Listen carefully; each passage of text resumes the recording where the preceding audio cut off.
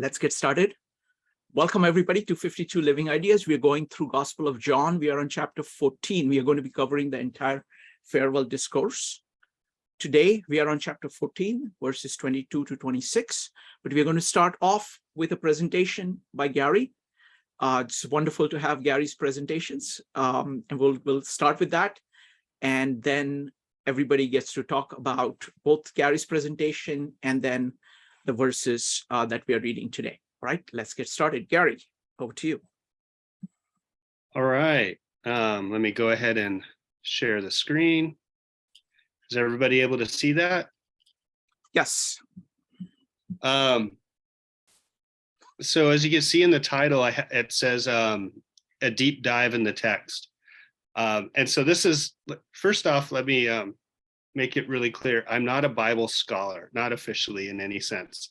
When I'm scheduling my thesis defense soon, but I still won't be a Bible scholar. I'll have another 3 years to go and a dissertation before I'm considered a Bible scholar. I also haven't published anything. So this is very rudimentary, what I'm about to go through, but it's kind of like walking you through the process of like what goes on when we're like studying the text. And so one of the things that came up is that we have this love command. I might have that wrong. It might be 15:12. Love one another as I have loved you. That's John's version of the Great Commandment. It's in all three of the Synoptic Gospels.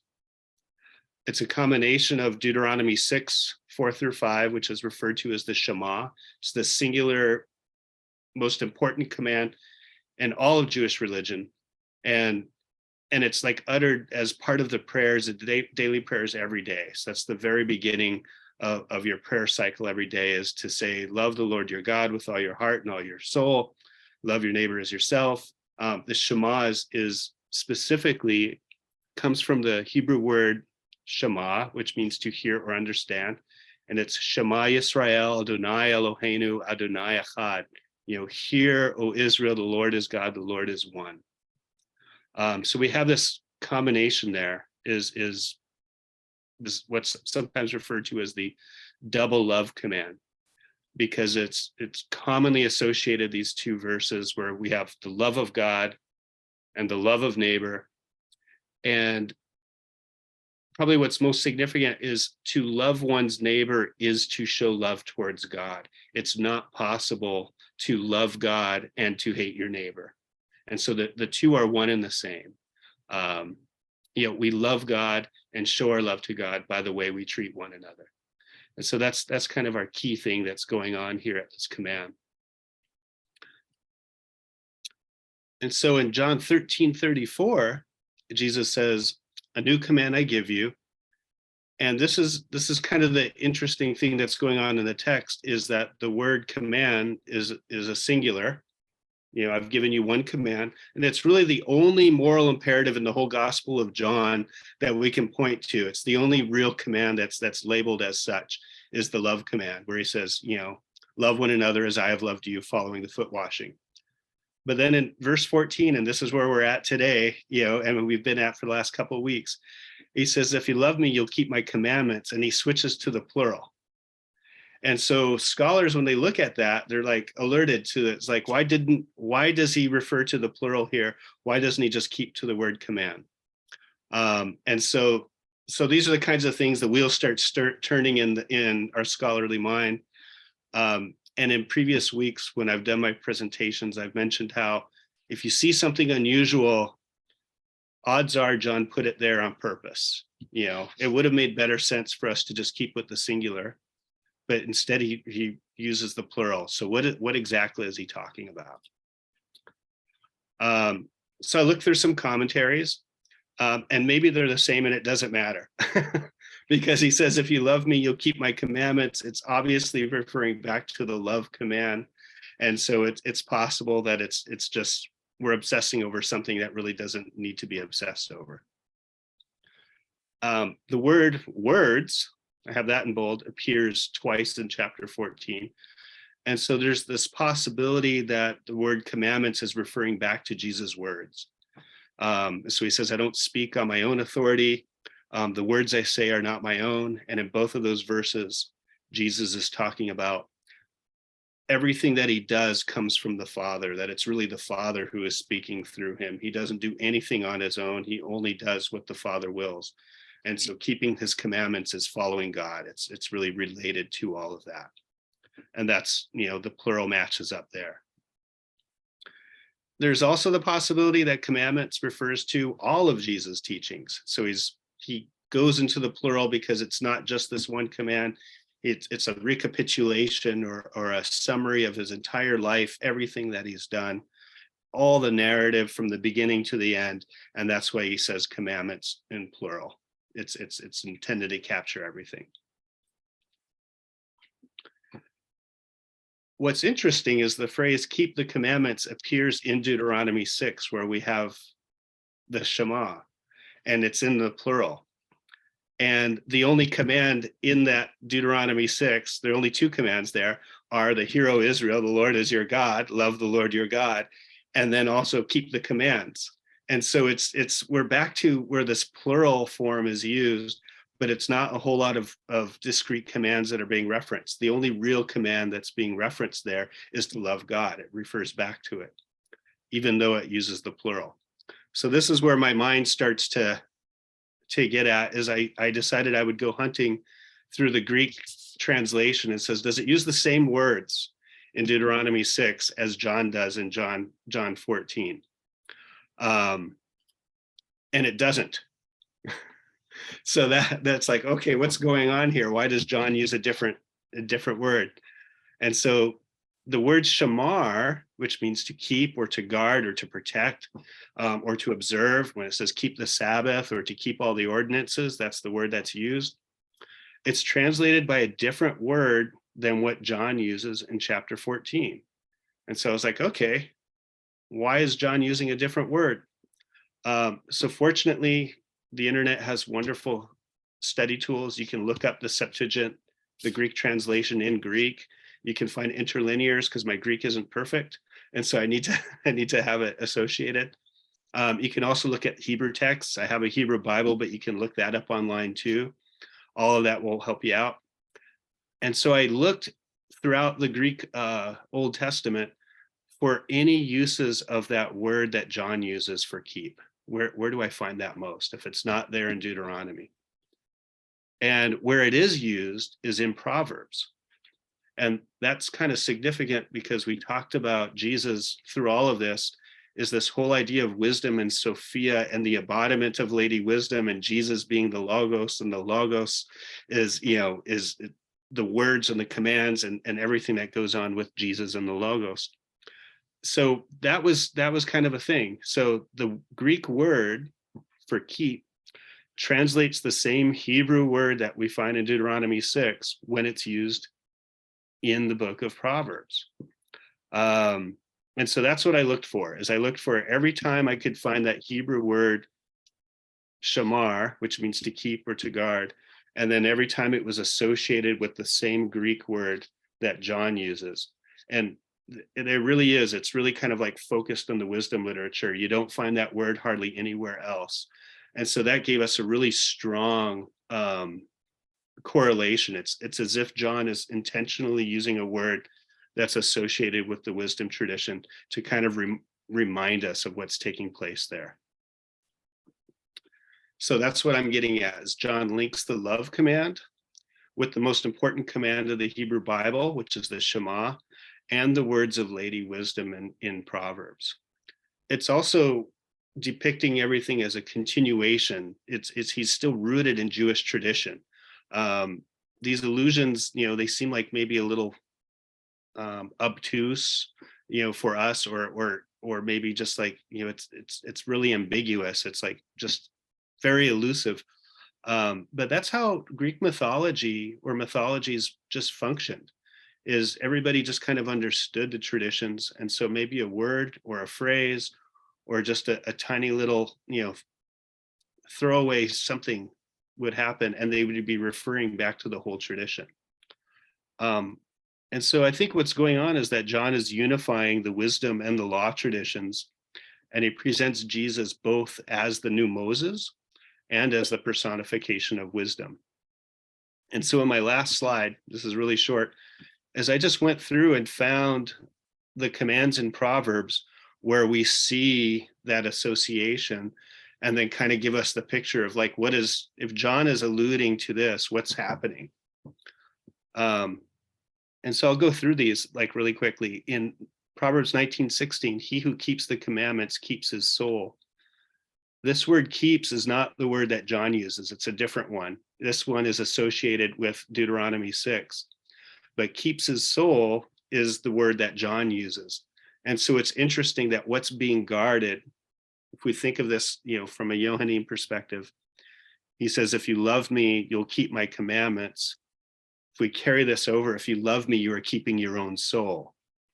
That's essentially what's taking place here. In 2:11, wisdom will enter your heart and understanding will guard over you. So the person that's doing the keeping is wisdom and understanding, and they're protecting us. So it's this reflexive thing that's taking place. I really liked Proverbs 4:23 because this points directly to what we've already seen in the Gospel of John. Watch over your heart. There's that word keep again. From it will flow springs of life. And so we already have this springs of water that are flowing out of Jesus, springs of water flowing out of the temple. The meeting of the woman at the well, ask of me and I'll give you springs of water that'll for eternal life. And so you have this, I think, a pretty clear illusion that maybe we're going back to that. Again, in Proverbs 7:5, wisdom and understanding are the things that guard us. It uses the phrase adultery, but it obviously doesn't mean adultery. It's, that's a euphemism for any kind of deceit or unhonest gain. 8:24, blessed is the man who listens to wisdom and guards at wisdom's gates. And this is a good kind of an interesting thing. It's the construction of the city. In Old Testament times, the gates are where the old men or the judges would sit in order to hear trials and hear cases. So when we see watching at the gates, or anytime in the Old Testament, when you see a reference to the city gates, this is the place where decisions, this is the seat of government, in short. This is where decisions are made. And then finally, he who keeps the way preserves his soul. Again, this word keeps isn't the same word that John uses, but the word preserves is the word that John uses. And so it's kind of very similar to what we had in 19:16, is the preservation of the soul is what is being guarded. So it's a short presentation. That's all I have for today. But that was just kind of like walking you through, what happens when, did I stop sharing? Is it all done? Yes. Skip and shared? Okay, perfect. Yes. Kind of like what happens in the mind when I'm looking at something and I'm trying to chase it. And so I start chasing down the Greek and the Hebrew. And this is just kind of like the way the wheels turn. This is also a very incomplete study. Like, I think, if I was really going to do a deep dive, I might go look through every use in the whole Bible of this word. And then all the words in Proverbs where I see the word shamar, to guard and to keep, and see what analogies are there. But I was really just looking for where is John's terminology used that's associated specifically with the Deuteronomy terminology. Wonderful. Gary, I actually love this. So do you mind if we go through it very slowly and have people talk about it? I certainly want to talk about it. If you could bring up the slides again. Sure. And we'll just go through it one by one. And if anybody wants to talk about it, we can talk about each of the slides. Okay. I want to just go through it systematically, but Joe has a comment. Joe, go ahead. Yeah, go for it. This will actually probably come out through the slides. Sure. If we're going through it. Sure. So let's just go through it one by one. Okay. So first one, if you love me, keep my commandment. Can we go back to the first one? Oh, yeah. Yeah. Let's see here. Vivian. Joe, can you check Vivian if either in the Toronto meetup or 52? Yes, I will. Yes, thank you. 52 Living Ideas, Yes. she's not on. Okay. All right. If you love me, keep my commandments. Okay. Okay, so first, let's go one by one. Okay, let's go to the next slide. Okay, love one another as I have loved you. It's John's version. Okay, so first point I wanted to make was this nature of double love commandment. Yes. And I find it very profound, and I see what you have in Jesus is bringing together of everything. So it's like when he's saying, love me, or as I love you, he is combination of his love, his wisdom, his relationship to the Father, to the truth, and the actions all together. So it's like this one thing that includes everything. Yes. And when you say you love that, you're actually kind of looking at it is your relationship to the best of all those things in yourself, like the best of your emotions, the best of your love, best of your wisdom, best of your virtuous action, and best of your relationship to truth. All of that. So it is saying, it is actually asking you to rise up to that level at a personal level. And at the same time, it is asking you to look at other people through that, saying that is what, so it is at once kind of uplifting you, and it is uplifting the other person. And it's so I think that this double command, also another way of looking at it is that it's not just the other person that you're looking at. That other person is X, in the sense that it can be anybody. It is your approach to everybody, and it is approach to yourself, and it is your approach to Jesus. All of it, it reflects one another. So it makes perfect sense to me that relationship between Jesus and you, like Jesus loved you, is scaled up to everybody, because it is scaled up to you. It is, basically it's saying, be like me. Be like me in the way in which I relate to the Father. Be like me as I relate to other human beings. Be like me as I relate to wisdom. So it's a holistic thing. And all the commandments are pulled in to this one thing. And that is the beauty of this, this one commandment. Because if you look at the Old Testament, right? Look at Leviticus. You have got these 613, I think, commandments of don't do this, don't do this, don't do this, don't do this. So if you're trying to be moral, it is actually a very difficult thing. It's like, say, okay, I won't do this, but in doing this, am I actually stepping on something else of these 613 things?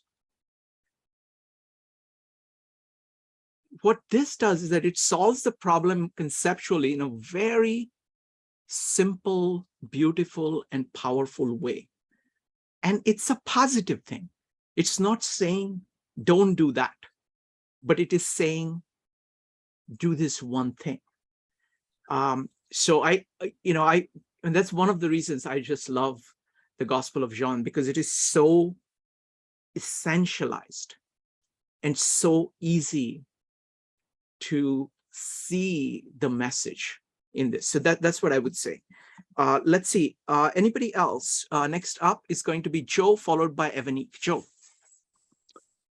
Yeah, so actually something that you were, I mean, actually, I think Shrikant, you captured much of what I wanted to convey. It was in a really beautiful fashion. I do see this love command as a form of obedience. And so you're following God and you're listening to God and you're hearing God, so that there's this, and it's reflected, as you said, and so beautifully, in your actions.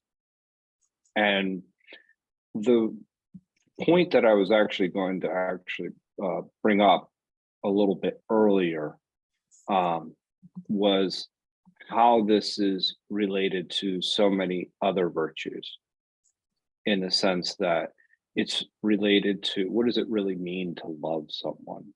And when you're interacting with someone, it means you're actually, it means you're taking, it's wisdom, as we had talked about, but it also means you're being just with that individual. That's a form of love, right? You're acting in a way that is good in the best interest of both of you.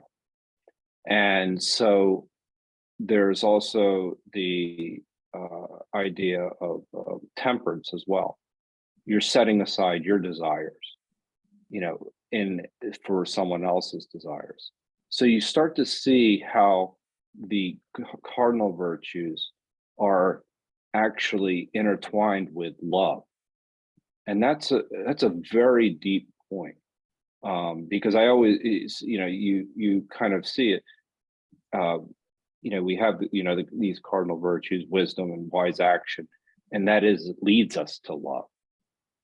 And you start to see the interrelatedness, and this has really practical applications, because if you're then following God, your actions in the world are just, and they're acts of love. So this idea that love one another as I have loved you, that's what Christ essentially he's telling us to he was just with everyone, charitable with everybody, and if you do that, it's a way of acting in the world, and it leads to wisdom.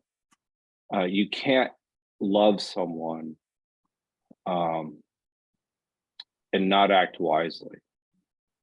So so you start to see how if you cultivate virtue, you're following God. And that's what it means to love God, and to also follow God. I think that's pretty much what I was gonna say. I'm trying to remember some of the other things. Sounds good. If you have anything else, just go ahead and type exclamation mark. Next up is going to be Evanique. Evanique, go ahead. So when I was reading Aquinas on this, there's a section where he talks about 3 ways that we go to God, and I'm sorry, the 3 ways that we go to God and that God comes to us. And it says, first, he comes to us by filling us with his effects, and we go to him by receiving them. Come to me, you who desire me, and eat your fill of my produce. So when I thought of that first one, and I thought about this command to love, he commands it because he gives it to us. He gives us love. So, and we go to him by receiving it. So when we receive love, we really have no choice but to give love to other people, because we have received this gift, and it is how we go to God. It's something that Gary said in his presentation too, where he talks about,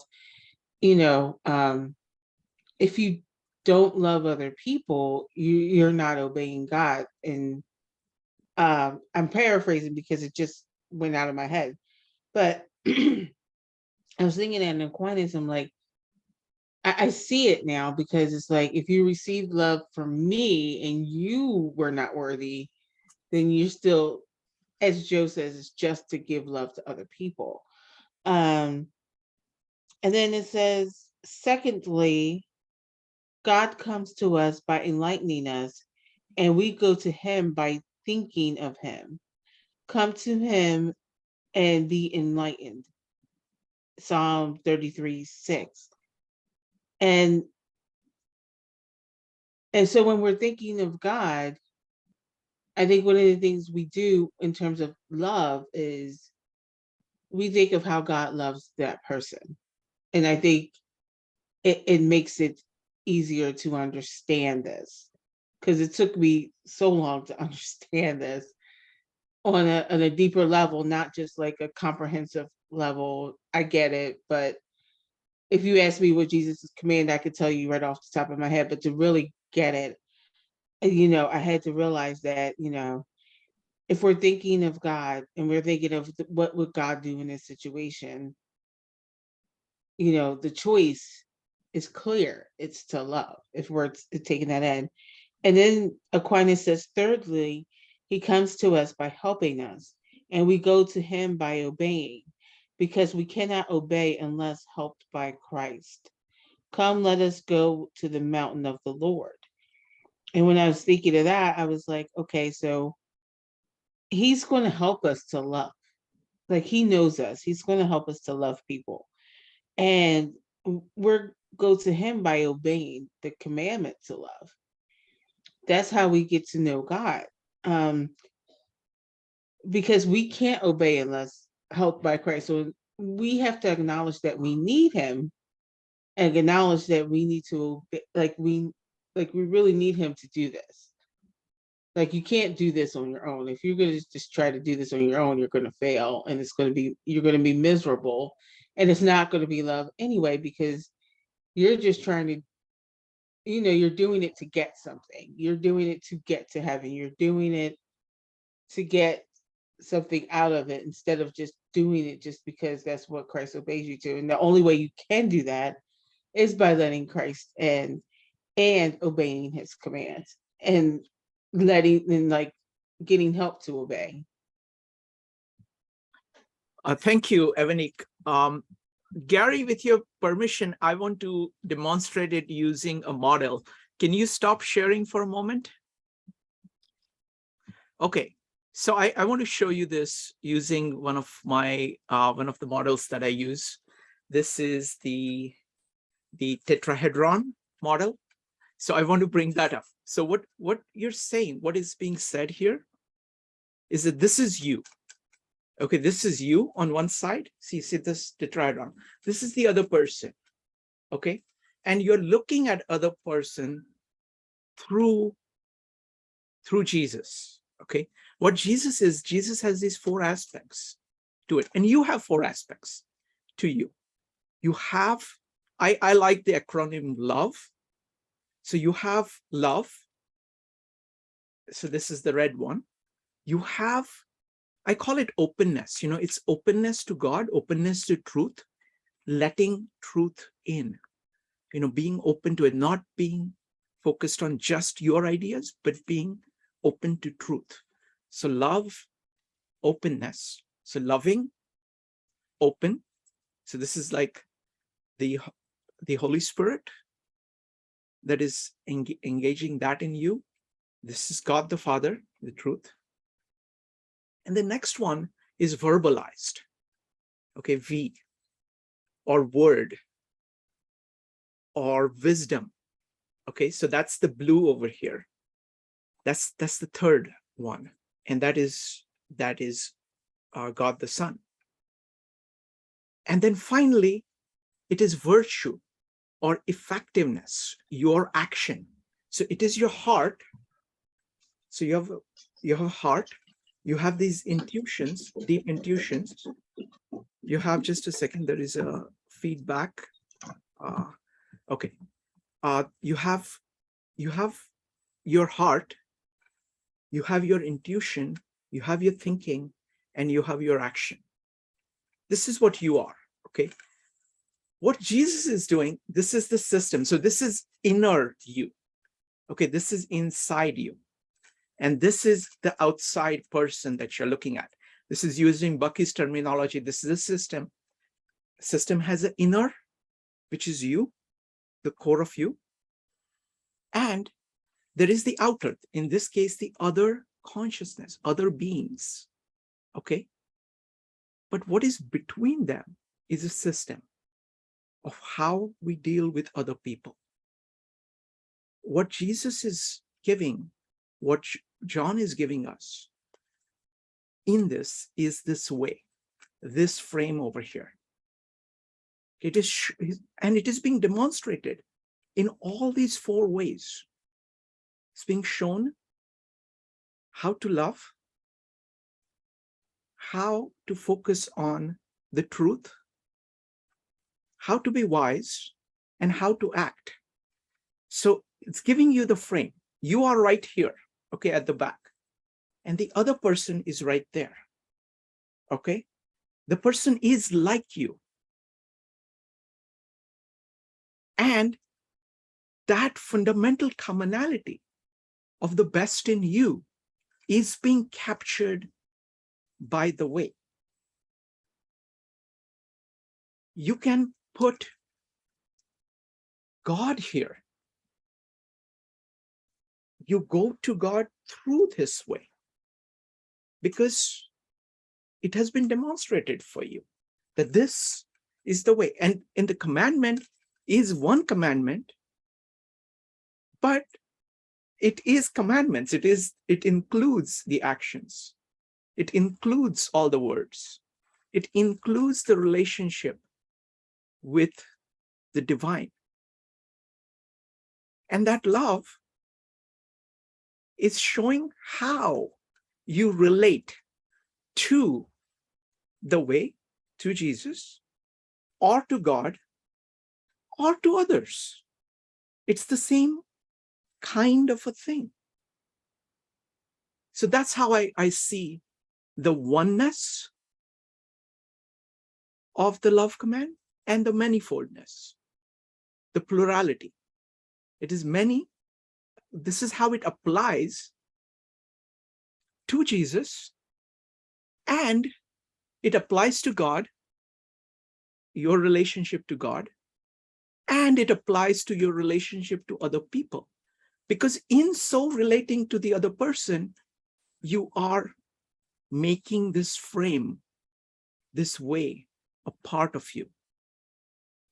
Conversely, if you make this way a part of you, you automatically, you will inevitably relate to the other like that. So it is showing you that you're a child of God, that you have what God has.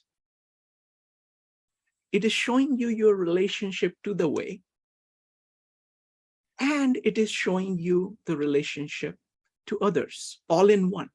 So that's how I understand it. Let's see. Next up is Evanique, followed by Joe. Evanique, what do you think?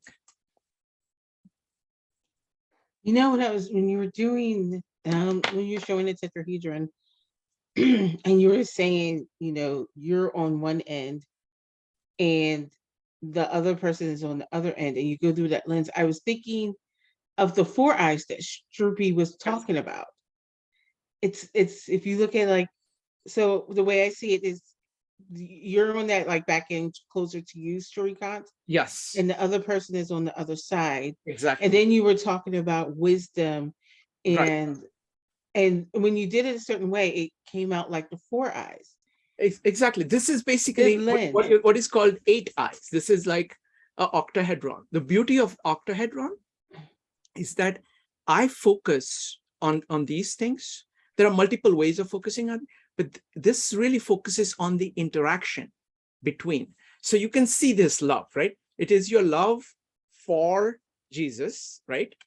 for the system, the thing, the ideal that is over here.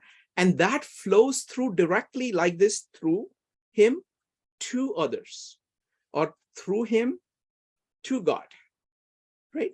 Similarly, all your actions are actions that are in accordance with this, and they are flowing to the other person. Similarly, your thoughts are like that. At the same time, your love goes like this, and it can convert into action. So it is interchangeable, and they are all related to one another in this way. Go ahead. Sorry to interrupt. Please go on. No, I was thinking that was fascinating because it really did bring into clarity even more. Is that if you think about it, with the Aquinas text is talking about, is like you can only obey Jesus' commands with Jesus' help. So if you're looking at your actions and you're going through Christ, that's how you do it. You got to go through him. You got to ask him for help, because if you're going to just try to act within the periphery or outside that Right. octahedron, it's never going to work. So You got to go through one of those tubes. Right. Let me translate. Let me translate that. So what he's saying is that he's saying it's the system which is the primary, that you will have this love through the system.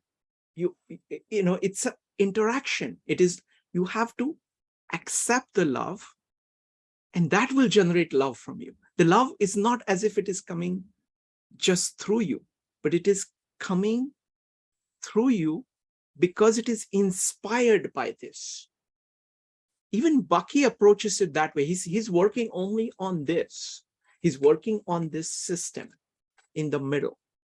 And that is what motivates you. You know, if you say that I'm going to do everything, you don't have enough to generate it.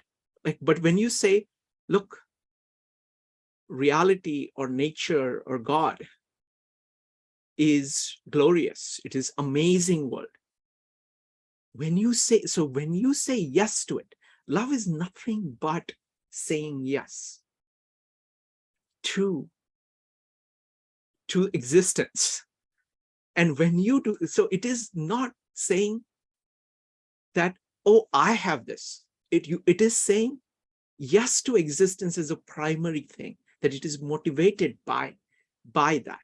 And what Jesus is that he's a concentration of that goodness, so that it is easy for us, because reality by itself is not fully graspable. It is difficult to grasp. God is difficult to grasp. It's not there right in front of you. You don't know all the principles right there. You can't perceive that. But what Jesus is that it is those principles, firstly in flesh, firstly in words, right? So you can understand them with our mind. So it is these principles, okay? This is the truth. With Jesus, it is become word. So this is the word with its relationship to truth. So, and making that accessible to us. And you can see it through his actions, and you can see it through the love, and engenders love in you so that you can get to this. So it's a loop. It's a loop that keeps going. But don't think of it as a static thing. Think of all of this as moving. You know, there is a continuous energy flow moving like this in the system, in Jesus, and between you and Jesus, and between you and others. Both directions. It's both direction flow. So it is that, but there is a structure to it. There is you, there is the way, and there is the destination.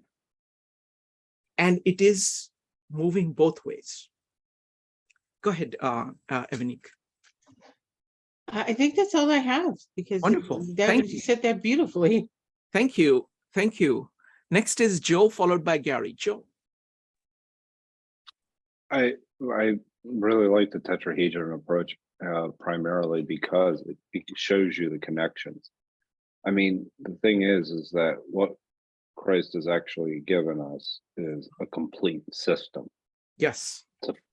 So he's given us a complete system to follow, where this is why the edges are, as Shruti would call them, fingers. In this particular instance, I like edges better. The connections between, the virtues that we were just talking about: love, faith, charity, God, and then how you become closer to the Holy Spirit with it, or with the Holy Spirit. You're naturally, the Holy Spirit draws you closer to the Father and the Son within that framework, so that it's a complete way of being in the world. And so that once you're starting to act that way in the world, that you have this deep relationship. It is self-reinforcing loop, right? So you start to see the benefits of acting wisely, acting virtuously, acting with love. You get the and then it starts to manifest itself. You start to act in the world because it's liberating, and you're becoming closer to God in that process. But with that system, I like calling it a system as the way, Yes. because it shows you that it gives you context to the world and to living. Excellent. Excellent. I want to add a couple of things. I mean, another very simple way of looking at it. This is like your big brother. Okay. You're like a little kid and your big brother is showing you how to be. Okay. That's exactly what it is. This is the ideal. So he's like, the approach to truth is being shown. The words are being given to you. The actions are being shown, and the love is being shown. And all of it it's an invitation into the family of God. And Jesus is like a big brother, like a person. Like he's a person who is saying, this is the way to be. I mean, it's in some ways it's that simple. That's all it is. It's saying this, be this, be this. And it has a certain, it is so powerful that it has a pull. It's not a push, it's a pull. It's like there is this incredible pull because of the love that is raining on you. And all you have to say is yes to that. Go ahead, Jim. And there's a certain order that comes with that, like meaning it brings the order to the chaos of existence itself. So that's and in that order you have truth. And so that you have something that you're pursuing, and which is, God, which is bringing you closer to truth. So it's a perfect example. I mean, I had something else that I wanted to add, but not. That's all right. You can come back, Joe. No problem. Thanks. It's a rough night. No, I know. No, don't worry about it. Next up is Gary. Gary, what do you think? Oh, I was going to ask Katie to go next. Okay, Katie, go ahead. Yeah, I'm trying to get the order of it right, because I kind of see it as like some people it's easy to like them. There's no struggle. You just like them. And then some people it's kind of hard. And then you might look to Jesus to say, well, Jesus is a spiritual teacher, and he taught us to love one another, rather than it flowing from Jesus to us, and then like, oh, now I feel love from Jesus, and now I guess I could go that way too, but I see it also can go like, it could also go from even like loving another person could help you love God. I think it could go kind of both. Very, very good. Good point, Katie. Thank you. Next up is Gary. No, a lot of what you guys said resonated. And I probably mentioned it in previous talks, but so the double love command was already widely recognized and accepted as being a summary statement that captures all the law and the prophets, and that if you do this, you're following all of it. And so there's this significant thing when it links Deuteronomy and Leviticus. It's saying that, we already know this from the Gospels, right? Because Jesus flat out says, upon these two commands hang all the law and the prophets. Yes. But he's reflecting what was already well recognized in Judaism at that time, and continues to be recognized in modern Judaism.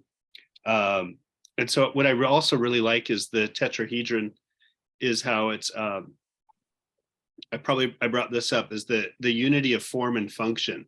Is it's not possible to have one without the other. Yes. The two are interrelated. You can't say you love without doing. You can't. All of them go together, and you can't really have one without the other. What were you going to say, Sugar? I see you grabbing the tetrahedron. Do you want to say something? Yeah, no, absolutely. No, I was just showing the tetrahedron. I like it very much. So I like to think with it. I was saying, okay, what is Gary saying? So, Gary's saying that, this, you can't be doing this without this. It kind of naturally flows. So it's like when you think of it as this, things flowing through it, you can see it very clearly. Absolutely. And I fully agree with you about that this is all in the Old Testament. And what this does is, the way I see the Gospel of John is that it is like a distillation of all of that. So it's far more simpler. It's kind of, there is, all, the beautiful thing is that it is resting on the top of it. And then it is kind of simplified. It is simplified. It's far easier to grasp and far easier to practice when you have, like, not only the command, but you have the person of Jesus demonstrating the command in the fullest possible way. It's like a foot washing is that in the fullest possible way. So that's what I love. Go ahead. Yeah. Oh yeah. It's I was thinking of it as you were talking. It's kind of like we've talked about the diamond and having all these facets, and it's as if you have all these commands are 613 facets on this diamond, and if we're preoccupied with one facet versus the other, saying which one's better, we're losing sight of the picture.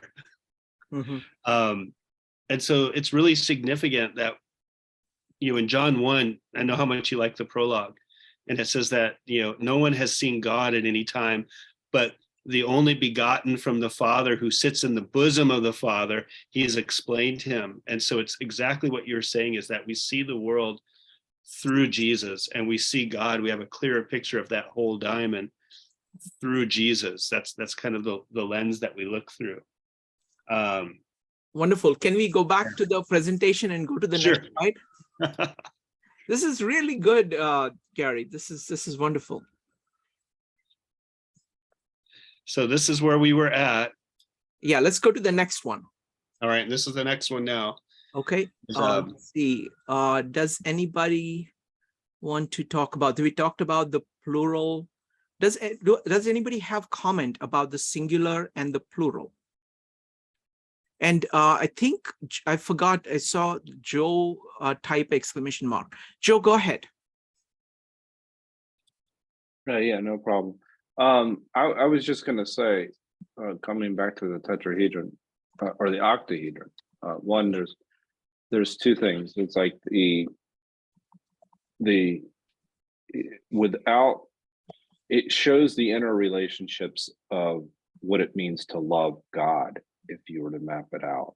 And so when I said the example of justice or something, in order to love God, like you would, in order to love someone. Sure. Let's do one thing.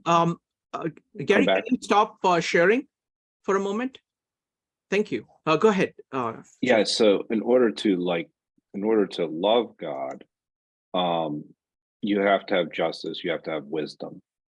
if you don't have these things, then the system breaks down. So that there's the other aspect of it.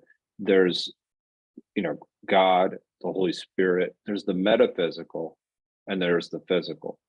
Then you have the actions that you take within this system as well. So you start to see all the connections together, is that you start to see how all these things interact with one another. Like why, because if you start to ignore one aspect of it, the whole system kind of breaks down.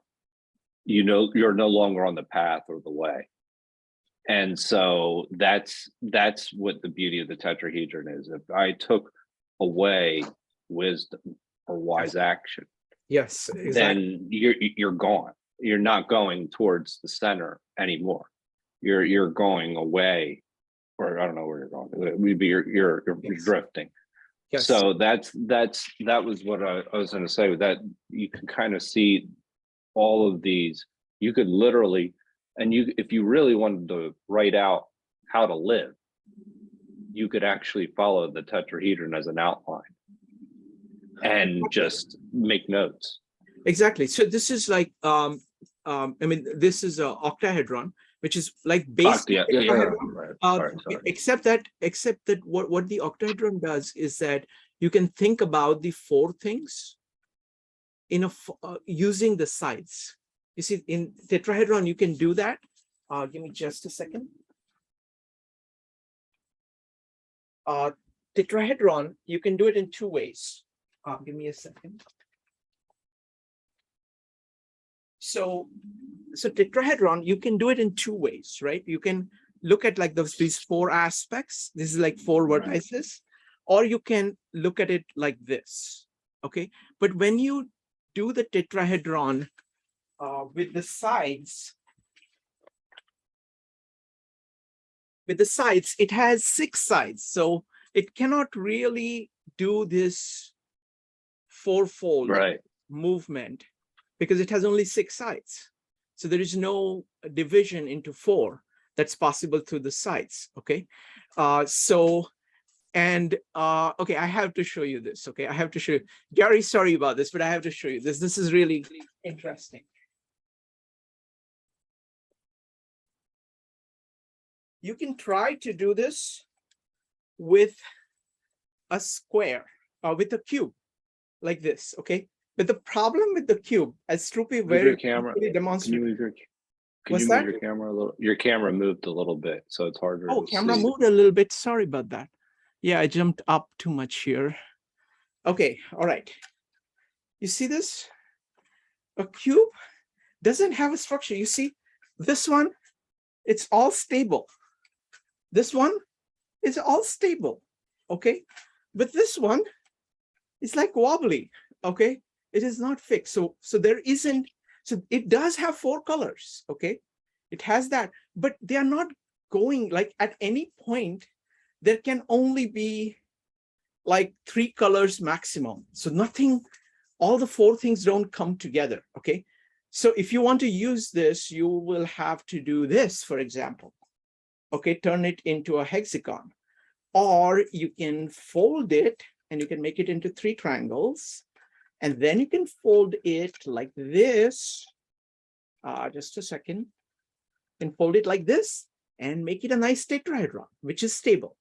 Okay, so you can do, so it doesn't work with these either. But the beautiful thing about this, the octahedron, is that you can see a line going from you through the intermediary. Like, see, Jesus is the middleman. Okay, he's the middleman between you and God. And what he's saying is that he's also a middleman between you and other people.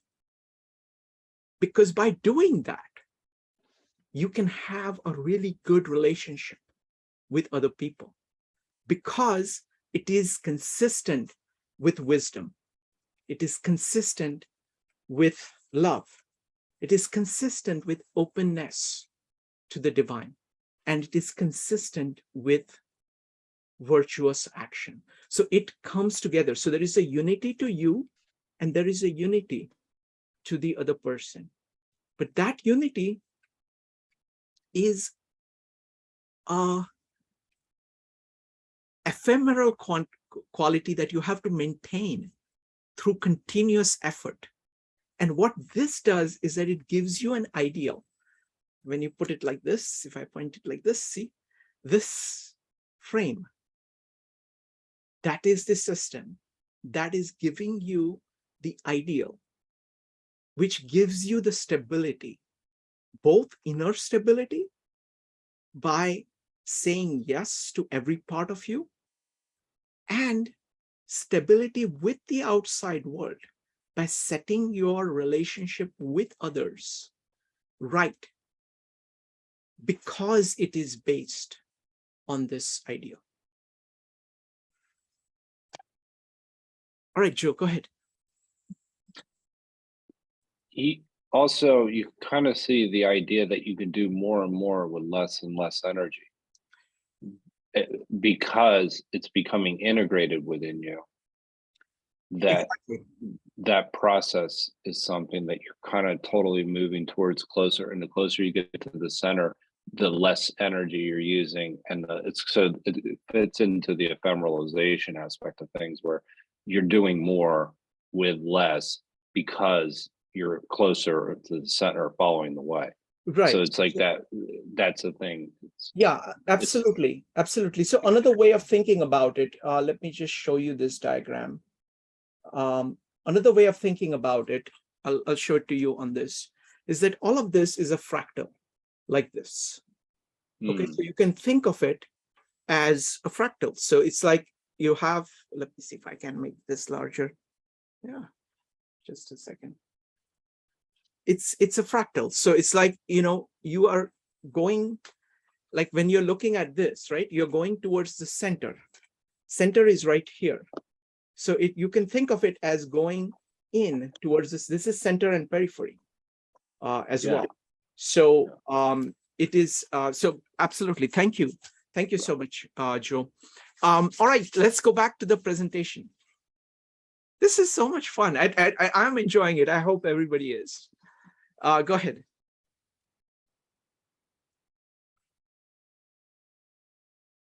Okay.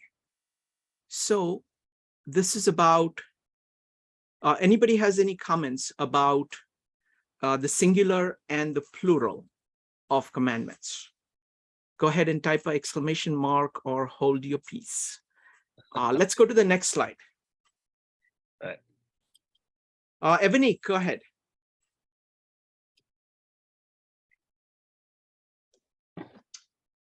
The singular and the plural, and I know we were saying before, it doesn't matter. And this slide is actually perfect because it says maybe commandments refer to words. Because I'm like, the one, well, if you think about it, and I'm thinking out of the top of my head, if you think about the commandment is love one another as I have loved you, you can see that as both two and one. Because it's two in one, kind of, because it's like love one another, full stop, as I have loved you. And then there's another commandment, the golden rule is to treat others as well as you would yourself. And if you think about it, if God is in you, it's both one and two. So I think it does matter. It says, but I think I would love to hear Gary comment on the commandments refer to words. Or maybe commandments refer to all of Jesus' teaching. Wonderful. Gary, go ahead. It's funny. It's as soon as I put in, I had something to say, and as soon as I entered exclamation point, I forgot what it was. And immediately Evanique provided a whole bunch of things for you to talk about. So yes, so thank you, Evanique. Yeah, the specific, they're referring to the specific words of Jesus, where where John uses the word and says words, and Jesus says, the words I say are not my own. I do not speak on my own authority, but I speak the words that come from the Father. And then there's the idea that maybe commandments refers to all of Jesus' teaching, and so it's going back to all of the words. The interesting thing about it is there's a migration between John 13 and John 15. It starts off where he says a slave is not greater than his master, and then he gives the initial command, and it's like, if you recognize me as your master, then you're going to do what I say, because that's just the way it is, and so he kind of owns them there. But when we get to John 15, he says, I no longer call you that, I call you my friends. And so we have this different thing that's taking place, where it's shifted from being love as a command that we obey to being something slightly different, which also brings us back to Deuteronomy 6, the Shema, hear, O Israel. The word hear, there's no Hebrew word for obey. And so the idea to hear means to understand or to comprehend. And Jesus asks them after the foot washing is, do you understand what I'm doing to you? And if we're echoing Deuteronomy in this double love command, at the core of it is Jesus is asking us to understand the great love that the Father has already shown us. And it's like, once you have a grasp of that, then the command it's no longer a command, because it just becomes an intuition. It just becomes a healthy response. If somebody loves you and cares about you and takes care of you, you're not going to go curse them that there's something wrong with you. You're sick if you're doing that. The response from receiving genuine love is to respond with love. If I receive $100 as a gift from somebody, and then turn around and somebody is asking me on the street for $1, I have $100 extra that I didn't have a minute ago. There's no reason not to give them $1. It's no sweat off my back. And that's what's being asked, is to have an understanding of the deep, deep love that's been bestowed on us. And in light of that understanding, it's just easy to it's back to what Shukrant was saying about Jesus as the lens. And that lens isn't just his example of what he did, but also what he did for us, the love that he shows us, the love that he shows the world. And that's really all I have to say. Wonderful. Thank you. Thank you, Gary. Next up is Joe. Yeah, actually, I was that example of the $100 that Gary just gave is an excellent example of charity, in the sense of that, how we're stewards of God's charity. So, so that you kind of see that being a steward would actually mean, yes, give back.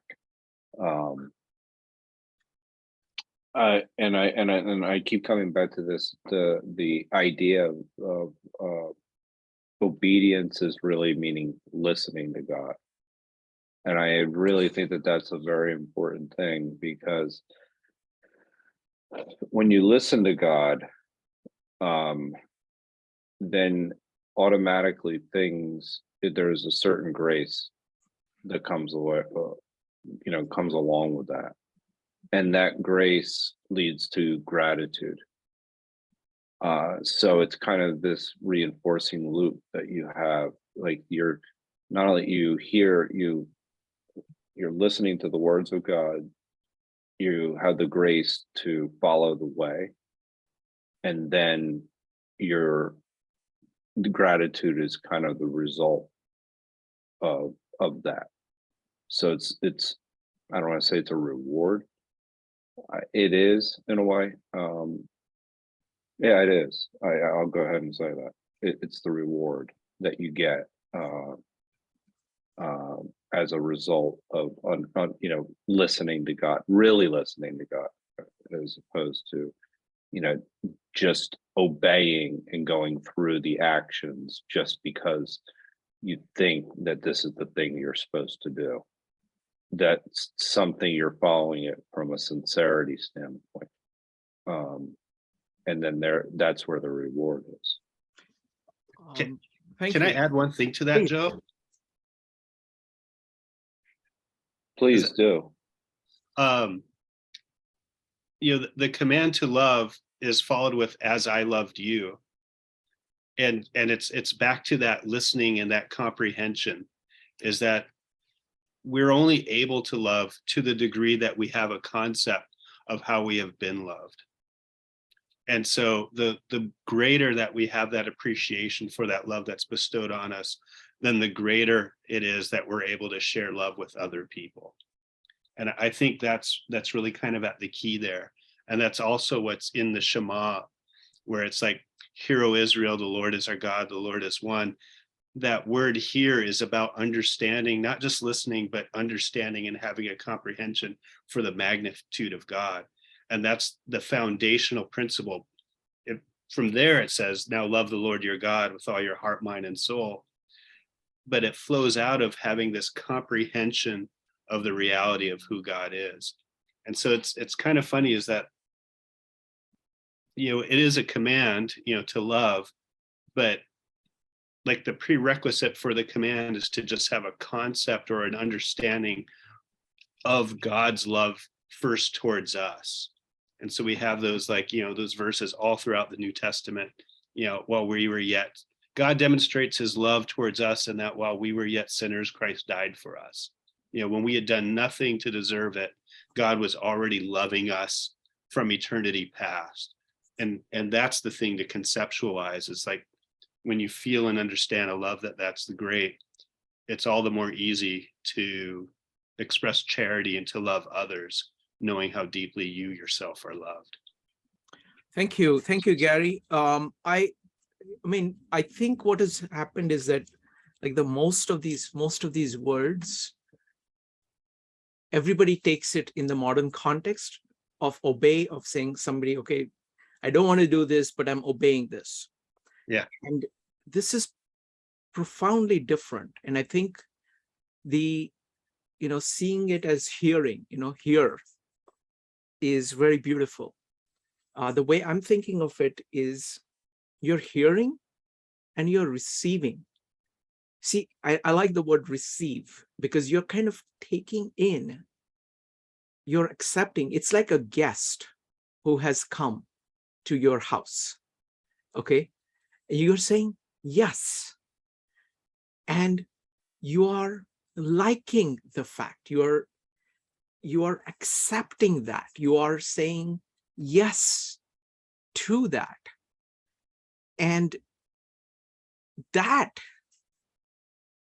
the love that you engender, that is coming from you, is a reflection of you hearing, you receiving, you saying yes to this experience. So it is not a coarse thing. It is coming from you, from your love, from this synergy, of saying yes. So it's basically like a light, it's like you are amazed by the light, and you're reflecting that. You're reflecting that back, and you seem to shine because light seems to be coming off you, but it is because you've accepted it, and you're reflecting it back. So I like the word receive, because it is far more, all of these things are almost living things. They have a certain function to it. They have a certain kind of action to it. And many of the modern words that are used have kind of the form of it, but lose the function of it. So I think here, hearing is a beautiful way, or receiving is a beautiful way of referring to this. Next up is, go ahead, Gary. Yeah, I couldn't help but to start to laugh when you used the word guest, because let's go to Rome, first century AD, in a Jewish context. We have a meal and we have foot washing. And this is signature what it means to show hospitality towards others. But beyond that, sacred in both Jewish and Greek traditions is the guest-host relationship. And Zeus is the god of that, and he is also the god of justice. And if you don't treat your guest right, if you're not respectful to somebody, a sojourner or somebody who comes into your home and needs a meal or a place to sit or a place to sleep, if you're not honoring that, you're under the wrath of Zeus. And so there's, again, it's like we're looking at this thing and we just see this isolated command to love, and we think of it in terms of obey. And there's just so much fluid context that just adds layers and layers and layers of meaning on it. But that was one that it just kind of stood out when you mentioned receiving and guest. Is like maybe unconsciously you use words that are really typify ritualistically what is actually going on in this. No, exactly. I mean, kind of continuing along the same lines. This is the community. This is the meaning of community. This is the meaning of being at the hearth. It is the meaning of the supper. It is the meaning of a celebration, and that camaraderie that happens at such meals is what is being talked about here, is the same kind of a thing. And that, doing the right thing in that context, which is a joyous thing. It is not, it's a joyous thing. So beautiful. Thank you. Next up is Evanique. When you guys were all talking, I thought everything was just great. And I love that concept of receiving. I was actually looking, I think it was either when Joe or Gary was talking, I was looking up a scripture that talks about forgiveness. And it was Gary, because when he mentioned the $100, and he said I just got this $100 and I'm going to give it to one. And I was thinking of the parable of the person that was forgiven this large amount of debt, and then he wouldn't forgive the small amount of debt. But I found something better, because this came up when I typed in forgiveness. So this is in Colossians 3, starting in verse 12. It says, since God chose you to be the holy people he loves, you must clothe yourselves with tender-hearted mercy, kindness, humility, gentleness, and patience. Make allowance for each other's faults and forgive anyone who offends you. Remember, the Lord forgave you, so you must forgive others. Above all, clothe yourselves with love, which binds us together in perfect harmony. And let the peace that comes from Christ rule in your hearts. For you are members of one body, you are called to live in peace and to always be thankful. And I thought about this and I was like, this is beautiful, because this is love in action, right? Is when Jesus says, love one another as I have loved you, and we are talking about receiving it, and Gary's talking about someone being a guest in your home, you would welcome them. And so I just think about it, like when it's hard, like Katie said something like, this is easy when the person is likable. Like you can love someone that's lovable or likable, or you get a person who you get along with. And even Christ talks about, like, yeah, that's easy.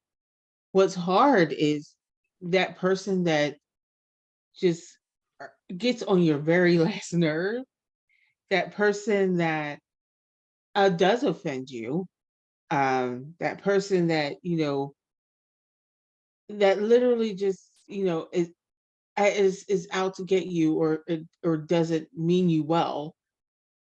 This is where that comes in, is because you have to be gracious to them. And it says that if you operate out of love, you operate in harmony. And I don't think it's necessarily the harmony with the other person, because maybe that person doesn't want to have harmony with you for whatever reason. But it's harmony within yourself, that you're not going to live with the simple fact that you tried to exact revenge on this person, or you tried to get this person, or You know, you can say, I still love that person. I still forgive that person. I know that person offended me, and maybe they meant to, but I don't have to respond in that manner. I can respond out of love. I could see the, like you were saying, Shrikant, with the with the octahedron. I could see that God in that other person and use wisdom and use action and, and use all those things to get to that point. So I think that I like the Colossians 3 one better than the one I was going to use, because I think it just applies more. Well, thank you. Thank you, Evanique. Next up is Joe. Joe, go ahead. Yeah, I'll just be brief to build on that. I mean, I think it's a very good point, because the idea that mercy, in a way, kind of allows you to let go of your anger or your internal strife, which actually also allows you to love. So it allows a certain degree, you show mercy towards someone, and you no longer have that holding you back from being able to love. So that's again, and when it comes to the example of Christ, then laying down his life for our sins, then in that particular instance, he's showing mercy, like, that he's sacrificing himself, he's forgiving, he's, basically taking up the cross for everyone else, and forgiving us in that process. That there's I mean, that's just following in the footsteps, and also an integral part of love. Anyway, that's just. Thank you. Thank you, Joe.